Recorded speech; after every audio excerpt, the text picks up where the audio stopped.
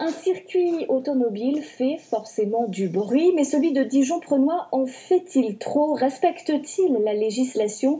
Question étudiée aujourd'hui par le tribunal administratif de Dijon à la demande d'une association écologiste, Lounis Kelaf et David Segal. Pour Daniel, les cafés sur sa terrasse ne durent jamais bien longtemps. J'aime bien le café, donc je l'apprécie, mais je l'apprécierais encore mieux, d'autant plus s'il y avait un peu moins de bruit. Ce bruit, ce sont les moteurs qui grondent à 1 km d'ici sur le circuit automobile Dijon-Prenois. Installé ici depuis 1983, Daniel a vu l'activité du circuit augmenter depuis sa création dans les années 70.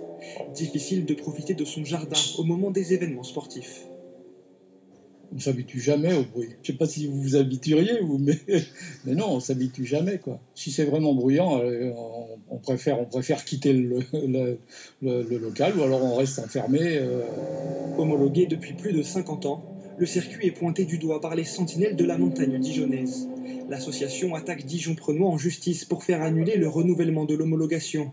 Car selon elle, le circuit ne respecte pas l'environnement et dépasserait le seuil de bruit ambiant établi à 5 décibels. Ce jeudi, pendant l'audience, le rapporteur public a rejeté cette demande.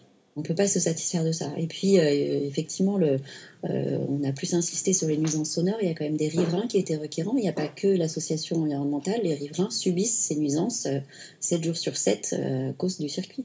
Une association qui réunit 15 ou 20 personnes par rapport aux dizaines de milliers de gens qui bénéficient, voire vivent du circuit, c'est évidemment pas de la même importance à nos yeux.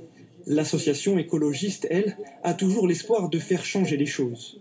Il faut savoir que le combat va continuer. Ce circuit est à la moitié de sa vie et notre ambition, c'est de dire qu'on ne peut pas encore laisser 50 ans de cette activité se développer alors que le secrétaire général des Nations Unies parle d'effondrement climatique.